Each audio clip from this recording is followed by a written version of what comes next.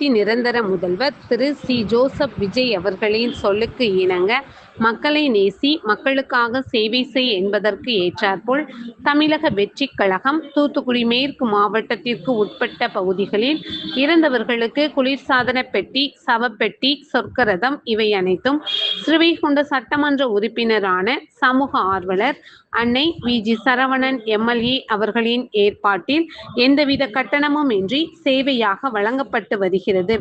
இந்நிலையில் சூளவாய்க்கால் பகுதியைச் சேர்ந்த செல்லப்பாண்டி அவர்களின் மகன் கனகமணி அவர்கள் 4/8/2026 அன்று வயது முதிர்வு காரணமாக காலமானார்.